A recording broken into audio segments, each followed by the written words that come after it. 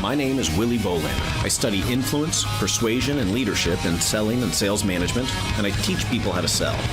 In this podcast, we'll talk to some of the world's top sales leaders and see what we can learn from them. Welcome to the Sales Lab. Hello, welcome back. This is part 2 of our 3-part conversation with Grant Van Ulbrich of Royal Caribbean. Of course, we are going to continue talking about leading organizational change. We'll talk about coaching, and we'll talk about the different tools that a sales manager needs in their toolkit. Hope you get a lot out of it. Thanks. I've heard that for so many years about how, you can take some of the best salespeople, put them into management, and all of a sudden, they're miserable. Well, shame on you. That's your fault for not continuing the journey. Something that if you ask anybody that is under my development or care in my career here at Royal, a saying that I will always say is, my job is to give everything I have of myself to you. When you are ready to take over my job, I will hand you the keys and you'll do it with great pride. There'll be something else for me to do. And I have proven that time and time again in every move I've been able to make. And I've had so many leaders say, why would you do that? Why do you give everything to them? Why are you so open? You need to stop that. You're not going to go anywhere in your career. And those were vice presidents. They're no longer here. They've been let go and they're gone and I'm still here. And I can't believe so many leaders, let's call that loosely, leaders are afraid to share and afraid to invest in people and to utilize the tools like coaching, etc. And I just submitted my final thesis for my PhD, and I'm now waiting to defend it, hopefully coming up in April. But in doing so, this PhD was looking at sales transformation and leadership, and how did I build my bodies of public works at Royal Caribbean and in the cruise industry. And in all of my research, I found that there are a lot of tools available to leaders. But if you look at the literature reviews, they're all talked about singularly by themselves. For example, entrepreneurial. That's talked about and heavily discussed. What does that look like? Intrapreneurial is very rarely discussed, but if it is, it's by itself. Hermeneutics. What is the ancient art of hermeneutics and narrative hermeneutics, and how does that work? There's a lot. Right, and let's define that. I'm going to say let's define that for listeners, but really let's define that for me also. What do you mean by that? Hermeneutics is the ancient art of transcribing and being able to communicate and facilitate understanding and meaning. So there were hermeneutes way back when in the ancient Egyptian days, and it's actually traced back down to the Greek gods and Hermes. And it was the ability for men who were assigned the ability or power to speak to the gods and translate that message back to the layperson. So for years, it's been conveyed over Egyptians, Catholics, Romans, etc. Who was the person, the deity, or the person that was able to transcribe the Bible? It's been transcribed a hermeneut would be somebody who does that. How do they take the message, translate what's written into a document presentation, and facilitate meaning and understanding to somebody? So in my PhD, I actually said, well, sales is a process of the narrative hermeneutics. Think about it. There's research saying that branding and brands themselves have narrative hermeneutics expressed into them. And it's about facilitating understanding and meaning. So if I take a brand Nike, you know what that means, right? Because it's been globally translated. But if I take the brand Royal Caribbean, you might not know what that is at all. So somebody in a sales process would have to translate what Royal Caribbean means to you so that you could facilitate understanding and meeting. Mm-hmm. So how do you make the elevator pitch? How do you take all the deck plans and what's on board a ship and translate that into a conversation? Well, there's an actual method and methodology to that, and it's hermeneutics. So these are tools to facilitate those conversations and meaning. But then also to your point earlier, people making the comments about bad salespeople or sales managers. Well, there's transactional leadership, which is abundant, but there's also transformational leadership theory, which is really why we've put sales transformation together. And a transformational leadership theory is harder. And usually you'll find that people who are great at it are actually in the trenches with their people more. They take the code off, they actually work with them. They're using tools like coaching. They're using other tools to say, how do I make you shine? How do I support you? And then they give all the credit to them. It's not about you. You're leading, but that's your job. But it shouldn't be about, like you said, the tick box or the lazy sales leader's approach to say, why do I have managers that are not successful? Well, that's because you gave them 62 assignments and told them what to do, and it wasn't done to your satisfaction. But you didn't tell them how. You didn't invest in them. You didn't develop them. That's transformational leadership. You actually have to do the work with them. So it's very different. So what I did for my PhD was I pulled all of this together and I said, if I'm an auto mechanic, I'm going to have a toolbox. And in that toolbox, I'm going to have multiple tools to do my job and my trade. Well, as a sales professional or a sales leader, do I just do one like I have found in the literature? Or do I pull some great ones together and say, I now have a tool chest? So I took that and created a new model called Try to Lead. And it's try for 3 elements, 3 great tools. One is intrapreneurship. The second is narrative hermeneutics. And the third is transformational leadership. Bring those 3 together. The 2 is there's 2 versions. One is for the entrepreneur inside the corporation, selling and leading. The other is for the entrepreneur outside, external. So 2 versions of the model. And lead is transformational leadership theory. Don't just tick box lead, but actually transform lead by doing it, living it, breathing it, and include all of the tools and the processes, coaching as well to develop others. That's harder to do.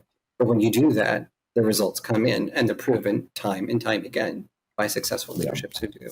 So that's my answer to your question of, those typical leaders who say, well, managers are not. Well, that's your fault. Just look in the mirror. They're a product of you. And so they're doing exactly what you gave them to do. Does that make sense? Yeah, absolutely. Absolutely. I don't think a lot of us will put the mirror in front of our face, but that's our job. Well, it's absolutely right. And I try to get through to my students this idea of, the safest assumption when something's going wrong is it's probably your fault. Even if it's not your fault, it's kind of still your fault. Even if you can wash your hands completely clean and you created the environment, you created the culture. So we have a whole module on ethical behaviors. And I'm very interested in what I might call contextual or situational ethics, right? Because I remember learning in church when I was young that if you told a lie, you were a liar. And that's not true. Sometimes you tell a lie because you're empathetic. And sometimes you tell a lie because you're rational and you understand that there are consequences for not telling, for not telling a lie. And there's all sorts of reasons. So, when you're looking at salespeople and say, well, wow, this salesperson has started misrepresenting things or cutting corners or maybe making assumptions we can't, or claims that we can't really back up. How could they do that? They must be a bad person. Well, I'm not going to rule that out as a possibility. I've got my own level of cynicism. Sure, maybe they're a bad person and we need to throw them out with the, garbage and just be done with them. But there's about 20 steps between here and there that we probably need to execute to find out a little bit more. What's your comp plan look like? Does your comp plan say, under these circumstances, you probably better tell a lie because you got kids and you want to make sure you can feed them this weekend, because that makes the person a little less slimy and a little more rational. When you painted them into a corner where the rational thing to do is what you don't want them to do, then those actions speak very loudly and clearly, and they're going to do that thing. And then for you to sit at the top of the organization going, oh my God, how could the employees be misrepresenting this thing on their expense reports, and how could they do this and how could they do that? There's probably an explanation in there. Now, it might not justify the behavior. Explanation is not the same as justification, but there might be something you can tweak. You might be able to go in and say, you're so right. The topic there is sales ethics, and sales ethics people think is one-sided only. They think it's supposed to be that, as a sales representative, I will not tell lies to my customers. but we all realize that there's everyday life that falls in between that. Sales ethics also goes the reverse way to the corporation. There are sales ethics from the corporation to the sales employee as well. Mm-hmm. Have I set this person up ethically to be successful? Not from just a supplier-centric company's numbers points of view, but from their personal side and their personal point of view as well too. Have I set the targets so high that they're completely unattainable so that they can't earn their salaries, to your point? Because a lot of salespeople, globally, are on different pay schemes, etc. Some of them I've seen, 90% commission and 10% base salary. Well, dear God, there has to be a balance to support their family, like you said. So that shame on the company. That's not very, very ethical. But is there that balance? Are you looking at it, your salespeople as a whole? And number one, do you value them as a human being? If you value people, if you truly value people, then you'll do right by them. And that's your own internal sales ethics to your sales employee first.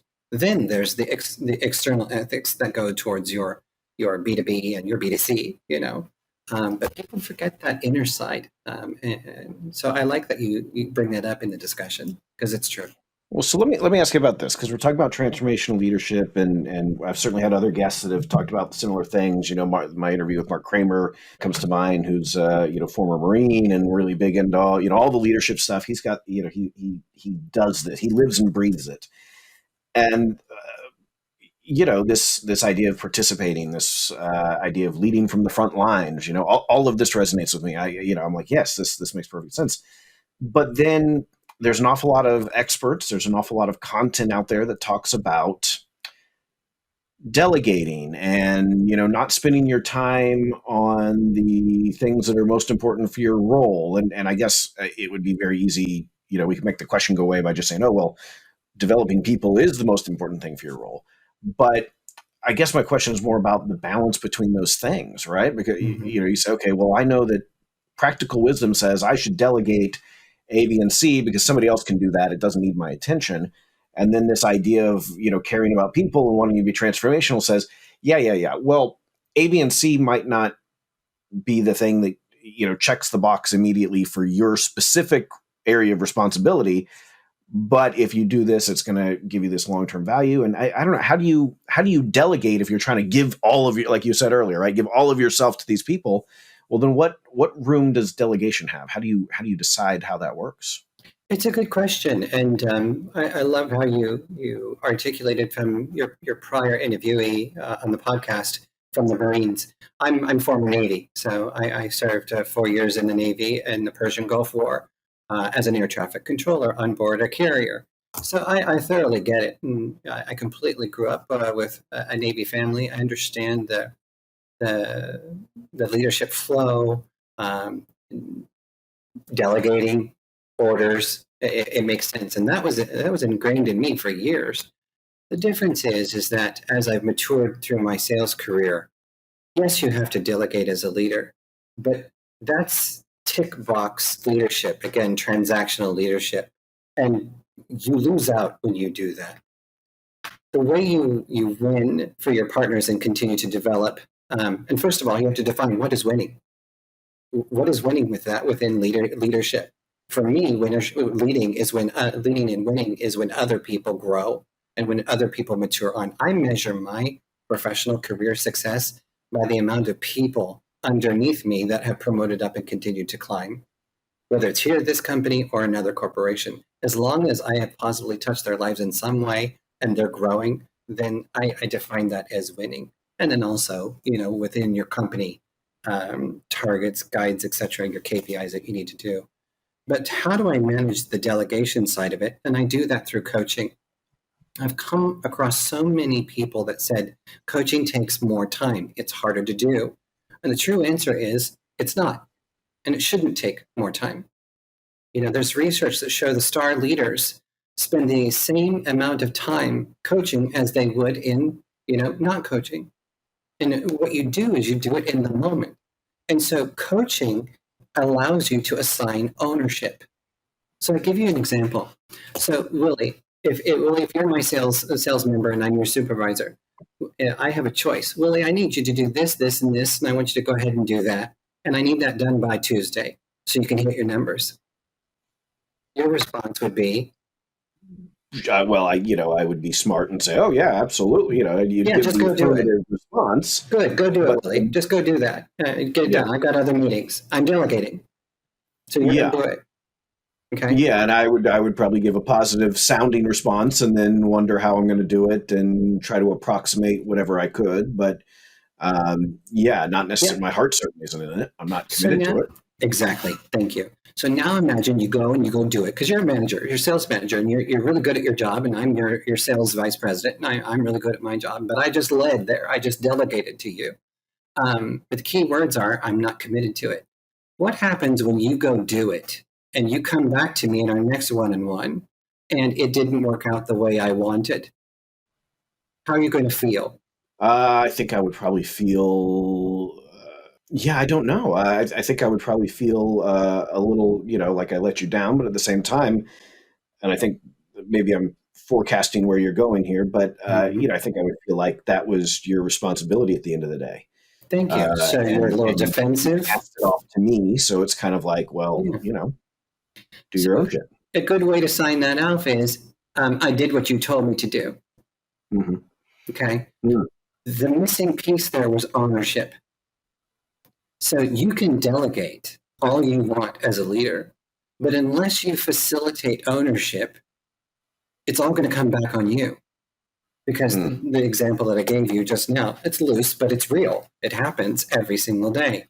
What you should do, and what I have seen great leaders do, and I've tried to do throughout my career as well too, is, hey, Willie, I'd like you to do this and this. What do you think about it?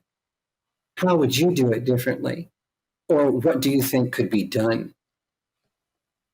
Just by using open-ended probing questions, I'm coaching in the moment. And then I'm allowing you to respond. That's coaching. It's happening in the moment. That's transformational leadership, because then I'm also going to say, right, could you go do that? And then come back and let me know what you think. All I did was I transferred the ownership from me to you. And I valued there in your development, your creative process, engaged you to whatever you'd like to do. This is our goals, but I'm not going to tell you how to do it. You come up with that. The last piece where most leaders will fail is when you do come back in your one-on-one and they'll say, right, what did you do? Oh, that's not what I wanted. Instead, you should continue the coaching to say, how did that go for you? What do you think you could have done different? Or what do you think you could do again? Or what would you like to do next time? The key is don't badger and don't berate the salesperson. You want to, or whoever it is, to be honest with you, you want to continue the coaching in the moment to invest in them, because that's when the learning happens. That's when the development happens.